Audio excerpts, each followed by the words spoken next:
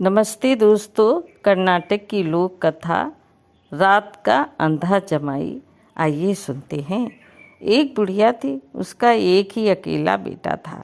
रात के वक्त वो अंधा हो जाता था, यानी दिखाई नहीं देता था। बुढ़िया ने किसी तरह गोलमाल करके एक रिश्ता ढूंढा और उसकी शादी रचाई।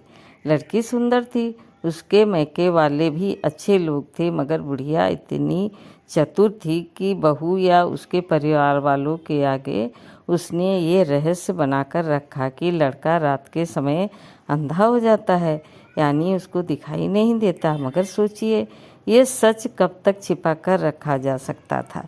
शादी के बाद पहला त्यौहार दिवाली आई। परंपरा के अनुसार लड़की के घर से न्योता आया। अब बुढ़िया को चिंता हुई, जाना तो था ही। उसने बेटे को सावधान करते हुए कहा, तुम बहुत सावधान रहना, रात को तुम्हें कुछ भी दिखाई नहीं देता और ये बात बहू के घर वाले नहीं जानते। तुम ऐसा करना कि रात को बाहर नहीं निकलना, कहीं इधर उधर नहीं घूमना, दिन रहते यात्रा करना। दूसरा ये कि वहाँ एक ही दिन रहकर लौट आना।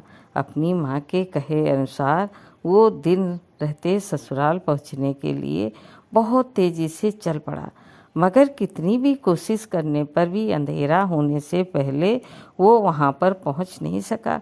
उसकी नज़र धुंधली हो गई। माँ की चेतावनी याद कर वो एक जगह बैठ गया। उसके साथ किस्मत का खेला था। वो अनजाने में अपनी ससुराल के सामने के कूड़े के ढेर पर बैठ गया। वो वहाँ बैठा और उसकी सासू माँ कूड़ा फेंकने वहाँ आई। अंधेरा था, इसलिए उसने दामाद को नहीं पहचाना। उसने कूड़ा उसके सिर पर फेंका। दामाद बेचैन होकर उठा तो सासू ने उसे पहचाना कि ये और कोई नहीं है, अपना दामाद ही है। जो होना था वो हो चुका, अब उसे पछताना ही था। उसने बहुत मंसूबे बना रखे थे। दामाद पहली बार घर आ रहा है तो उसकी बहुत अच्छी अवभगत करेगी, धूमधाम से त्योहार बनाएगी, रिश्तेदार और पड़ोसियों के आगे उसका सत्कार करेगी। मगर छी, ये क्या हो गया? उसको रोना आ गया। शर्म के मारे वो तेजी से घर के अंदर भाग आई।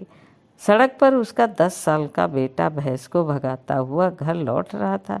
उसको देखते ही उसने कहा, बेटा तुम्हारे जीजा जी आए हैं, मगर पता नहीं क्यों वे हमारे घर के कूड़े वाले ढेर पर बैठ गए हैं। शायद पेशाब करने बैठे होंगे। मैं उन्हें वहाँ बैठे देख नहीं पाई, उनके ऊपर कूड़ा फेंक दिया। उन्हें मुझ पर गुस्सा आया होगा। तुम्हें वे बहुत चाहते हैं, तुम भी बहुत चाहते हो ना।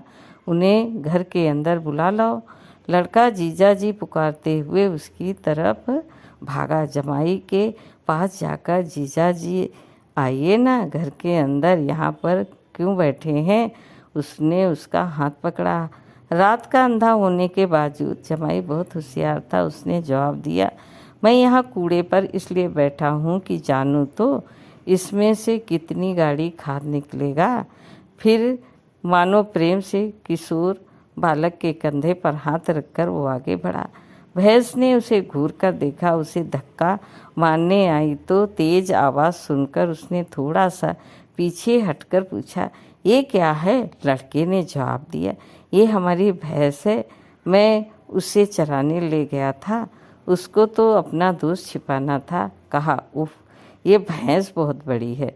फिर वो भैंस की पूंछ पकड़कर आगे बढ़ा। इस तरह आगे बढ़ने पर वो धान के भंडार के पास आई। उन दिनों अनाज को जमीन में खड्डा खोदकर खत्री बनाकर उसमें जमा किया जाता था। वो अंधा उस गड्ढे में गिर पड़ा।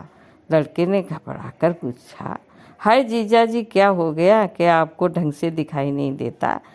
जवाब में दामाद ने कहा, ऐसी कोई बात नहीं है, मैं सिर्फ ये जानना चाहता था कि ये अनाज का भंडार कितना गहरा है। मैं भी इसी तरह का अनाज जमा करने वाला एक भंडार खुदवाने वाला हूँ। कोई बात नहीं, तुम अब मुझे हाथ का सहारा दो, मैं ऊपर आता हूँ। ये कहकर इस बार भी अपने प्राकृतिक दोष को उसने छिपा लिया। दीवार का सहारा लेकर वो आगे बढ़ा। लड़के ने फिर पूछा, जीजा जी, आप दीवार का सहारा लेकर आगे बढ़ रहे हैं, क्या आपकी नज़र ठीक नहीं है? जवाब में उसने कहा, छी, तुम ये क्या कह रहे हो? मैं तो सिर्फ तुम्हारे घर की दीवार की लंबाई नाप रहा हूँ। घर के दरवाजे पर एक मेढ़ा खड़ा था, वो उससे टकराकर गिर पड़ा। तब मेढ़े ने अपने सींगों से उसे भौंका। लड़के ने मेढ़े को एक चाटा दिया और जीजाजी को सहारा देकर उठाया। फिर पूछा, जीजाजी आपने मेढ़े को नहीं देखा? क्यों? नहीं नहीं, तुम समझो मेरी बात। उसका आकार देखकर मुझे उससे टकराने का मन हुआ, मगर देखो मुझे तो उसने भोंक दिया। जमाई ने कहा। अंधेरा गहरा हुआ, रात हुई, सब लोग खाना खाने बैठ गए। सामने पटिया पर थाली रखी थी। त्योहार के अवसर पर बढ़िया भोजन था तो सासू जी स्वयं परोसने आई गई। विशिष्ट संदर्भों में महिलाएं खूब सज धज कर काम करती हैं। सासू जी नूपुर और चूड़ियाँ पहनकर परोस रही थी। चूड़ियों की खनखनाहट से जमाई साहब ने समझा मेढ़ा दोबारा आया है। वो डर गया। घबराहट में आवाज़ सुनकर उस तरफ अपनी प्लेट उठाकर फेंकी। वो प्लेट सासू के पाँव पर लगी। वो घबराहट के में रसोई की तरफ भागी। सासू को लगा कि जवाई गुस्से में उससे बदला ले रहा है। एक तो ये है कि उसके सिर पर कूड़ा डाल दिया, और दूसरी वजह ये है कि बेटी को परोसने भेजा था, फिर बेटी ने खुद उसे खाना परोसा। रात को खाना खाने के बाद पति पत्नी दोनों कमरे में लेटे, बाकी लोग नीचे बाहर के बरामदे में लेटे थे। ऐसा हुआ, आधी रात को उसे पेशाब करने का मन हुआ। अंधेरे में लड़खड़ाते हुए दीवार का सहारा लेकर किसी तरह वो पिछवाड़े तक गया। काम पूरा होने पर उसे मकान का दरवाज़ा नहीं दिखा। भटक कर वो उस जगह पहुंचा जहां पर सासू जी सो रही थी। ये सोचकर कि वो अपनी पत्नी है, उसने सासू के पांव छू दिए। अंधेरे में सासू जी ने समझा कि कोई चोर है। उसने चिल्लाकर पूछा, कौन हो? उसे अपनी गलती का एहसास हुआ। मैं हूँ, मैं, उसका जवाब था। सासू माँ ने पूछा, आप हैं? आधी रात में आप यहाँ पर क्यों आए हैं? उसने कहा, मैंने खाने की थाली आपके ऊपर फेंक दी थी। मैं आपसे क्षमा मांगने आया हूँ। मुझसे गलती हो गई, मुझे क्षमा कर दीजिए। जमाई की बात सुनकर सासू जी बहुत बेचैन हो गई। कहने लगी, कोई बात नहीं, आप अब अपने कमरे में जाकर सो जाइए। उधर आधी रात में इस शोर को सुनकर उसकी पत्नी की समझ में नहीं आया कि बाहर क्या हो रहा है। उसे सिर्फ ये पता था कि उसका पति पेशाब करने गया हुआ है। उसने सोचा, माफ़ी तो सुबह भी मांगी जा सकती। आधी रात में इन लोगों की आवाज़ सुनकर पड़ोसियों को कुछ गलत फहमी न हो जाए, ये उचित नहीं रहेगा। वो बाहर आकर मामले को सुबह निपटाने के लिए कहकर पति का हाथ थामकर अंदर ले आई। रात बीती, सुबह हुई। जमाई उठकर अपने गांव जाने की तैयारी में लग गया। कहने लगा, मैं बहुत व्यस्त हूँ, बहुत काम है, मुझे जाने दो। इस तरह अपनी बीवी को मनाकर सासू माँ से कहकर अपने घर के लिए निकल पड़ा। किसी को भी पता नहीं चला कि वो रात का अंधा है। अपने इस कुशल व्यवहार पर खुशी मनाते हुए वो भी अपने गांव लौट आया।